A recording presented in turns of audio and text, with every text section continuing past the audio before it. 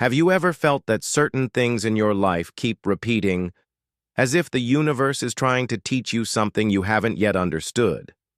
Have you caught yourself thinking, why does this always happen to me?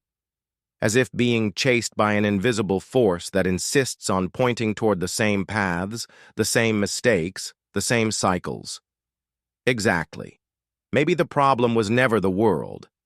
Maybe what you call bad luck, destiny, or punishment is just a reflection of what you tolerate, what you repeat, what you don't have the courage to look at deeply.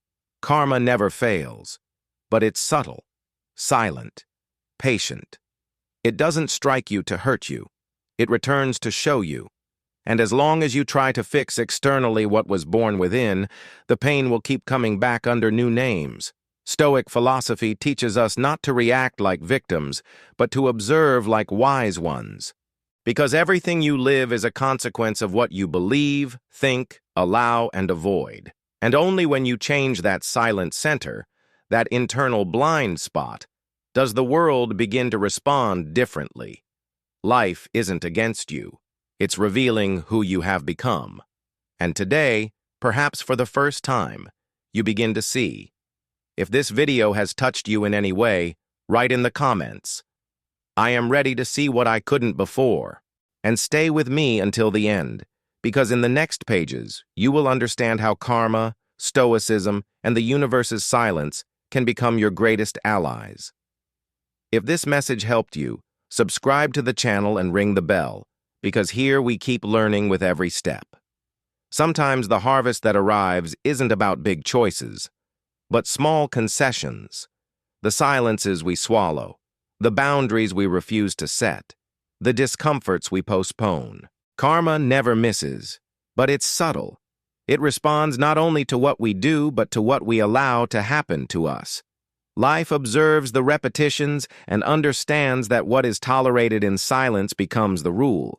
And then, without even noticing, we plant invisible seeds with every yes that should have been a no. Stoicism in practice reminds us that freedom begins where omission ends. That taking responsibility for your life is accepting that everything that happens to you reflects something you let happen, even unintentionally. There's a silent brutality in this philosophy. Marcus Aurelius did not cry over others' mistakes, but asked himself, where was I negligent for having gotten involved in this? Is it cruel? No. It is radically honest. Emotional responsibility is not about guilt, but clarity. When the Stoic mind takes its place, it stops outsourcing chaos. It understands that the law of return needs no thunder. Sometimes it arrives disguised as routine. A job that drains your soul, a relationship that hurts but you don't confront, a habit that seems small but pulls you farther every day from the person you dream of being. Life doesn't punish, it reflects. Karma and stoicism meet in the courage to admit, this is happening to me because in some way I tolerated it. And then the most painful part is that we often don't even realize we are sabotaging ourselves. Karma is patient. It does not rush. It moves like time, waiting for you to grow up enough to see. But when you finally do, it hurts. Because you understand that the outer world merely mirrored your inner world, the one you neglected for fear of looking at it. And this is where the turning point begins. Deep self-knowledge teaches you to recognize those silent permissions. Emotional discipline gives you the power to say, enough. Stoic wisdom grants you the shield of lucidity. What you accept in silence one day will shout. But if you listen now, you can still rewrite your story. And this is just the beginning. Life rarely gives things back with fanfare. The truest return arrives quietly, in the form of an unsettling feeling, a persistent void, a door that simply doesn't open. Karma never misses, but it doesn't have to announce its arrival. It only observes, archives, connects the dots, and returns. In Stoicism, one learns that the universe isn't concerned with proving anything. It simply follows the natural dance of invisible consequences, where each choice Each unconscious reaction, each excuse disguised as a flight, is like a seed cast to the wind. Someday it sprouts, and when it does, it's pointless to ask why. The real question is, when inside me did this reality start to be built? The most painful returns aren't those that come with losses, but those that bring truths. Because truth doesn't shout, it becomes silent. It settles in the voids. It reappears in the solitude you avoid, in the patterns that repeat, in the relationships that wound in the same way. This is practical spirituality, perceiving that life's answer is always there, in the details you ignore. The Stoic mind learns to see the world without haste, without alarm, with full awareness. Because destiny doesn't respond to your despair, but to your frequency. And that frequency is shaped daily by the subtle choices, those you think carry no weight, but actually do. After all, the harvest comes from where you least expect it, and almost always in silence. There is a line from Seneca. Luck is what happens when preparation meets opportunity. But what about misfortune? Perhaps it is the result of old negligence becoming visible, and curiously, it never comes at the wrong time. Stoicism in practice teaches you to recognize life's timing, to understand that if the universe hasn't given you what you wanted yet, it's because it's returning what you needed to understand. The universe's silence isn't absence, it is precision. And when you learn to listen to what it isn't saying, you begin to see what truly needs to change. It is tempting to believe suffering is a punishment, that something or someone out there is against you. But Stoic philosophy unmasks this with an almost liberating coldness. Life doesn't chastise, it reflects. Karma never misses because it doesn't choose what to return. It simply returns what was emitted, even unknowingly. And that hurts, because it means that many times we are the authors of our own chasms. But that is also where power lives. If what happens to you is a reflection, then you hold the mirror, and you can begin to change the image you project, not out of rebellion, but emotional responsibility. This change begins the moment you abandon the question, "Why me?" and ask instead, "What is this showing me about myself?" The Stoic mind does not play victim. It sits with discomfort, observes emotions, listens to what pain is trying to say. Because understanding karma is understanding that every effect has a cause, and many of those causes lie in what you think, feel, feed, and allow every day. Stoic wisdom reminds us there's no injustice in nature's workings. There is, however, ignorance regarding our role within it. And true strength lies in assuming that role without drama, with open eyes and awake soul. Silent self-transformation begins there. When you understand that it's not the universe punishing you, but you yourself. Whenever you live out of sync with your truth. Life simply shows what you have not yet wanted to see. And as harsh as that may seem, it is also the doorway to liberation. Because if reality is a reflection, just change the source and the image changes too. Modern Stoic thought is this: don't fight the effects, correct the causes. Karma and Stoicism walk together here, two sides of the same coin. And what seems like punishment may actually be an invitation to the maturity you delayed. Reaction is impulse, understanding is choice. And between these two lies the distance between repeating patterns or transcending them. Life provokes, tests, squeezes us, almost always without warning. And if you react in the heat of impulse, what was trapped inside you spills outward. Karma never misses. It places you again and again before the same kind of person, same situation, same pain, until you understand. Until the answer is no longer a scream, but a lucid silence. Stoicism in practice is this: stop reacting as if everything is personal and begin to see as if everything is pedagogical. Every time you feel offended, consumed by rage, anxiety, or wounded pride, stop. Breathe. Ask yourself, what in me is being revealed by this? The Stoic mind understands that the real enemy isn't the other. It's the internal imbalance they expose. It's the ego that still craves applause, the emptiness that still seeks validation, the fear that still commands decisions. Reacting gives power to the external. Understanding takes back the reins of your existence, because when you grasp the why of your reactions, they cease to control you.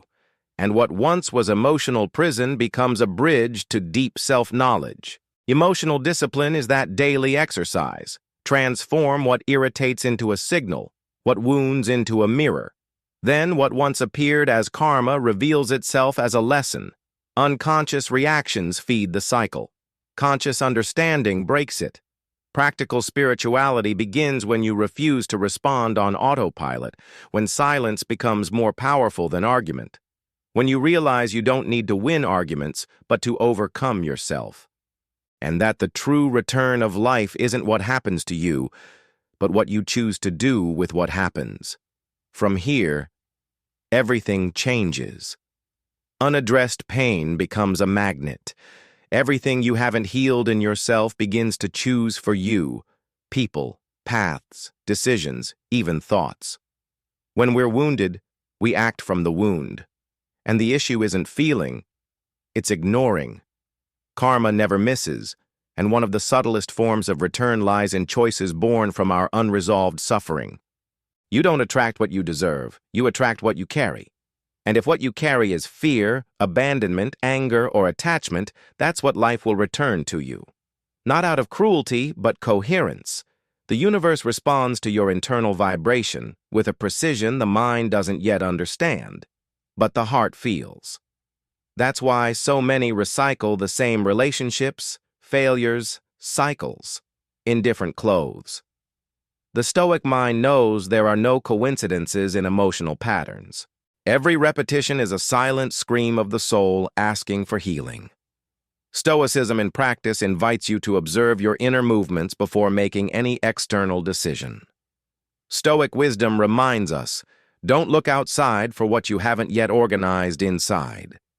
Because choices made from pain tend to deepen pain, and those born from lucidity tend to generate liberation. Silent self-transformation begins when you ask, what in me is still bleeding and influencing my decisions? That is the key. Modern Stoic thought doesn't tell you to flee from pain, but to look at it courageously. Developing a Stoic mind is learning to pause before acting, to identify impulses born from trauma and replace them with choices born from awareness. Because emotional karma doesn't chase, it repeats. And until you heal what hurt you, you'll keep attracting what reminds you of your wound. But when you begin healing, the things around you also change. Effortlessly, silently. Only real change. Pain is rarely the origin of the problem. It is the echo, the alarm, the late call of something that already tried to warn you in other ways, but you refuse to listen. Deep down, karma never misses because it doesn't punish. It repeats. Life sends soft signs, small unrests, subtle discomforts. But when you ignore them, it raises the volume. Then comes loss, crisis, collapse. And that's where awakening happens. Stoic philosophy teaches that vigilance is a virtue, that the true wise one observes the small variations of the soul, and doesn't wait for pain to shout, to act. He listens when it whispers. How many times did you feel something wasn't right, and insisted anyway? How many relationships were kept out of attachment? How many decisions were made out of fear? Stoicism in practice reminds us, everything you avoid looking at eventually takes proportions you can't control. Invisible consequences accumulate like unpaid bills, and one day they come due with interest. The Stoic mind understands this. Pain is the reminder that there was a mistaken choice or a lesson not learned. There's no cruelty in that. There's compassion. The universe doesn't want your defeat. It wants your consciousness. And that's why it repeats experiences until you learn. Stoic wisdom teaches that pain is useful when used as a teacher, not a sentence. Every time you feel a wound opening, ask, what did I ignore so that this reached here? Emotional discipline isn't about being cold, it's about being lucid. It's about identifying blind spots before they become abysses. It's about refusing to negotiate with what sabotages your peace. Because pain is an invitation to rebuild. And the sooner you accept that invitation, the less the universe will need to shout.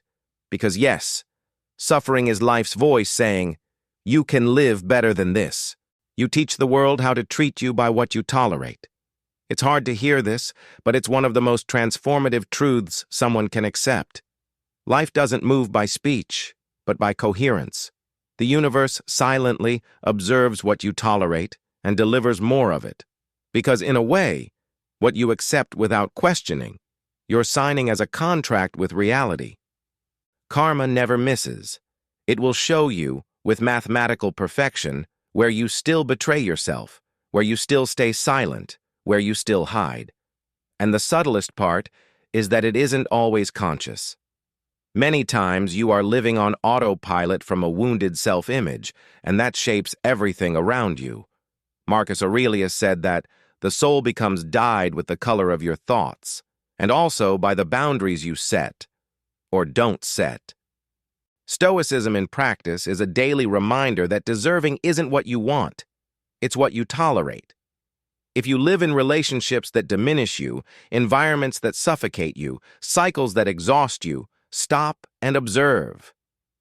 Inside, there exists a silent belief that you don't deserve more. The Stoic mind needs to confront that with courage. You are not what you were made to believe. You are what you choose not to accept anymore. Emotional discipline begins there, breaking the agreement with self-punishment disguised as routine. Stoic wisdom doesn't ask you to fight against everything, but to recognize when you're acting against yourself. Every yes you give out of fear, every sunset silence swallowed out of insecurity, every coexistence tolerated out of lack. All of that comes at a cost, and life collects, not with malice, but with precision. Modern Stoic thought invites you to revise the terms of your life. What are you accepting that should have ended long ago? The universe is watching, and it doesn't respond to your desire, but to your vibration, your posture, your truth. Change what you tolerate, and everything will begin to change along with you. Life has precise aim. What happens to you isn't accident, it's lesson. But when we're immersed in emotion, it becomes hard to perceive the logic behind the chaos. Pain blinds us, rage distorts, attachment blurs, and the impression that remains is that the universe is attacking you, when in reality, it's trying to awaken you. Karma never misses, but you only begin to understand that when you acquire the capacity to distance yourself emotionally from what affects you. Stoic philosophy calls this ataraxia, serenity in the face of events. It's when you stop asking, why did this happen to me, and begin asking, what is this teaching me? The Stoic mind is trained for clarity, not control, because controlling everything is impossible. But seeing with lucidity, that is a daily choice. Stoicism in practice teaches us to slow down judgments, to refrain from labeling something as bad or unjust before understanding the whole process. Often, what you call failure is liberation, what seems loss is relief, and what frustrates you today may be saving you from a much worse future. Modern Stoic thought invites you to adopt a cleaner, more patient, more humble lens. Because life is right. You just need to learn to see it with less ego and more presence. Stoic wisdom becomes a beacon when everything feels dark. It shows that clarity doesn't come from the outside world straightening itself, but from you organizing your perception. When you practice emotional detachment, it's not that you become cold. On the contrary, you become profound. Capable of traversing pain without being dragged by it. Capable of perceiving hidden purpose behind discomfort. Capable of seeing your own story with the eyes of a learner, not a victim. And that is when everything lights up. Because life always hit the target. You just didn't have the right eyes to see. Before anything happens outside of you, it's sprouted within. Reality is not an answer to what you want, but to what you cultivate. And it all begins with thoughts, beliefs, silent attitudes. Karma never misses because it doesn't follow your words. It follows your frequency. And that frequency is determined by what you nourish every day in silence. Stoic philosophy teaches us that all transformation begins with the invisible, the seed. And like any seed, it doesn't make noise when it breaks the soil, but it grows in silence until it blossoms, whether a habit of virtue or a distraction that destroys. The Stoic mind is like an attentive gardener. It tends what it plants, thoughts of peace, coherent attitudes, actions aligned with inner truth. And it knows that everything that sprouts outside, from relationships to results, is a reflection of internal cultivation. Stoicism in practice reminds us, trying to manipulate the external world is pointless if you're not organizing the garden of your soul. Emotional discipline here is essential. It's the daily watering of your transformation. With each conscious choice, each reaction avoided, each silent forgiveness, you're nurturing a new harvest, even if no one notices. Silent self-transformation is the miracle that happens when you stop seeking recognition and start seeking coherence, when you act with integrity even when no one is watching, when you plant virtues even amid injustice. Because life does return. The harvest comes, and it comes precisely from what you cultivated when nobody was looking. Stoic wisdom doesn't promise immediate rewards. It invites you to deep, honest, humble planting and assures you that, in the right time, everything blooms, even what you thought nobody would ever notice, because the universe sees and responds with exactness. Now that you've made it this far, perhaps you've realized it's not about punishment or deserving. It's about awareness. Everything you call life's return began one day with a permission, a choice, a loose thought you barely noticed. And yet, the universe noticed. Because karma never misses. It just waits for the right moment to return what you haven't yet wanted to face. But now you know. Now it's in your hands. Emotional discipline, lucid silence, deep self-knowledge, they can all be practiced. And if you apply what you've learned here, you'll stop going in circles.